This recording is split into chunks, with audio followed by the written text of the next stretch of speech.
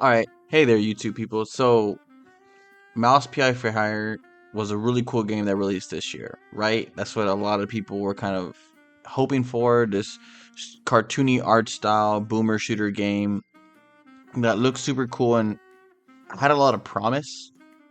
And I played this game, I beat this game, and I kind of want to share my thoughts about where I landed with this game, the things that I think it does really well, and I think a lot of missed opportunities in this game.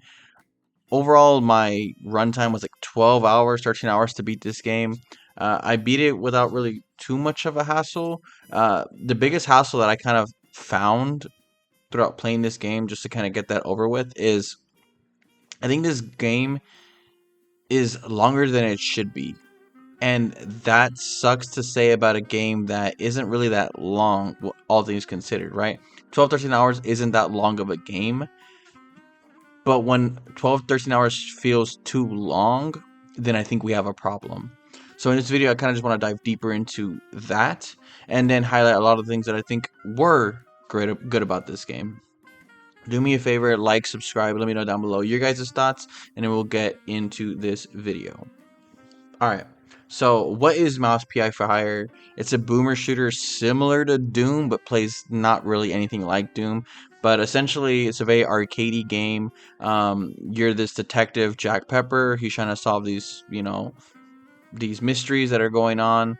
A lot of them kind of intertwine. They introduce you to a lot of different characters. It's set in like that specific, early Steamboat Willie era of like time. So think kind of like Who Framed Roger Rabbit, but I think without a lot of the things that make that era super cool, super special. I think they're missing out on a lot of that charm, in my opinion. It has its own charm. This game isn't lacking in charm per se, but I felt like, and I'm gonna use Who Framed Roger Rabbit as like my biggest point of comparison, because I guess when you're using something that's super cartoony, right? When you're using this era, like, that has such a wacky style, in my opinion, and you don't use it to its max, I feel like is where they kind of missed the mark. I feel like this game treaded too much on grounded, and I feel like they should have went a little bit more over the top with a lot of these moments. So like when I think of Cuphead, a lot of the things that make Cuphead so special is the animations, the wackiness of a lot of the enemies, the characters. It doesn't have a whole lot of like grounded rules. Almost anything is possible, correct? And same thing when you look at things like Who Framed Roger Rabbit, where you get a grown-up baby who is smoking cigars and spanking girls' butts, which obviously not okay, but like it just kind of cements you in this reality of like anything is possible. And there's definitely moments in this game where I feel like they take like nodes of those super, comedy style things that happen. Like you can drop anvils on people, you can explode things, and everything's on fire. And the animations and the sound effects are super, super of that era, and I think that's really cool.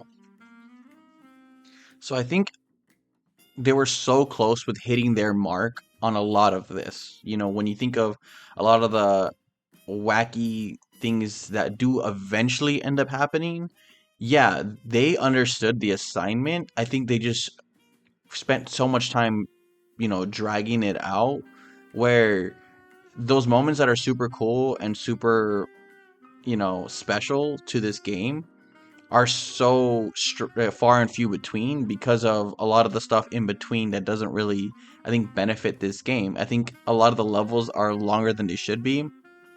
I think when you find yourself in arenas facing enemies with a bunch of, weapons everywhere and ammunition and explosions and stuff like that that could happen, those are really fun moments.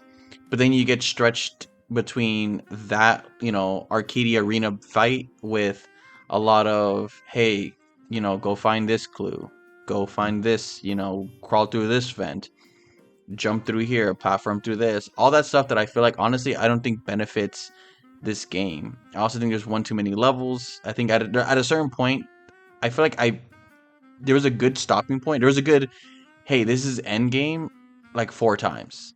it happened where I'm like, when I'm playing a mission, I'm like, okay, this is probably the end of it, and then the game just kept going, and I was like, okay, cool, this is a cool place to end it, and the game keeps going, and I'm like, wow, like this game does not know how to end, and that sucks because there's a again like when you're actually playing the game and everything is super fun and you have a a plethora of different weapons that you can choose from and different ways and you can interact with the environment, yeah, like they definitely had something special with a lot of this.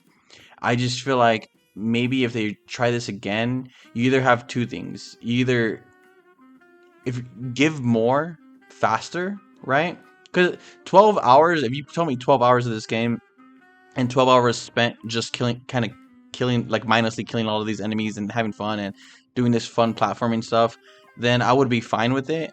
But when I have to drive to a level, you know, do a bunch of stuff that I don't really care about, then have fun for a little bit, and then drive all the way back to my hometown, do this mindless thing where there's this part where every time you come back, you have to pin up your clues, and all it is going over there, pressing X a bunch of times, and then going back to your next mission.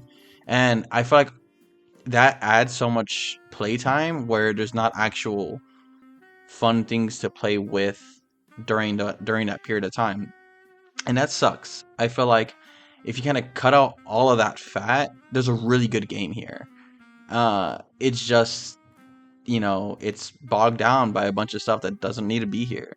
I think, yeah, a lot of the game is pretty mindless. Like, this is a good game for I want to turn my brain off and just have fun.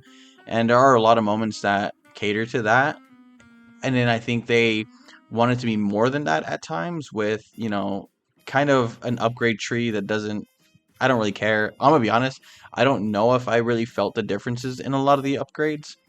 A lot of the weapons towards the end, I kind of don't really care about. There's like two or three weapons that I got at the end of the game that I didn't use.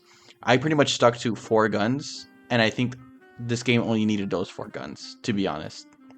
Especially with the amount of ammunition, the amount of health that you get.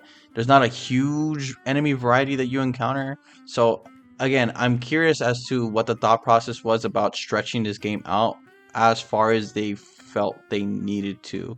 I'm curious about the game design approach to that, especially with a game that is supposed to be arcadey and just kind of fun and pretty low stakes. I feel like those type of games shouldn't be more than 6-7 hours. And I feel like when I look back at my time with Mouse PI for Hire, there's a lot of cuts I would have made to make this game a lot more efficient, a lot more to the point. And I think if this game kind of delivered the highs faster and more frequent, this game would be a great game. And I think it would have a different narrative around it. Because I think, at least, and correct me if I'm wrong, but the narrative that I see forming is that, oh, this game is okay. It's very meh. And I agree. I think there's a lot of points in this game that is very meh. But in between those meh moments are really cool highlights. And I really do like those highlights. And I think those points are really fun. Especially like the ending. It's a really fun, like, last level. It's so cool. And a lot of the set pieces are really awesome. And a lot of the moments that happen I think are really fun. And the last boss fight, I had a fun time beating. And I mean, a lot of these boss fights, I think, were pretty fun and engaging. And yeah, they were a little mindless, but that's kind of what you get with the boomer shooter, right? So I don't know.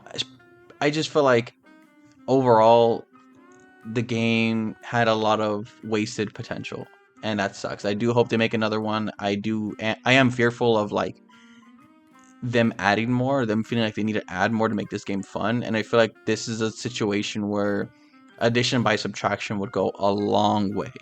Also, if you are gonna go, double down on more, I feel like they should double down more on the wackiness. Make this more of a anything can happen. And we live in a cartoon. We die and have fun in weird ways, like slip on rake, fall into rakes, slip on banana peels. Have exploding cakes, stuff like that. Like, just double down on the fact that you're a cartoon, and I should feel like I'm living in a cartoon where anything is possible. At least that's my opinion. Overall, Mouse PI for Hire, it wasn't a bad game by no means. It just wasn't anything to sing home about because of the fact that it gets dragged on longer than it should. Overall, again, I don't think anyone should shy away from it. If you're at all curious about the game, it's not the worst way you can spend 12 hours, but I don't think anyone needs to play this game, is kind of where I landed with it. Those are my final thoughts. Let me know down below again where you guys landed with it, what your guys' thoughts are, and I'll see you guys in the next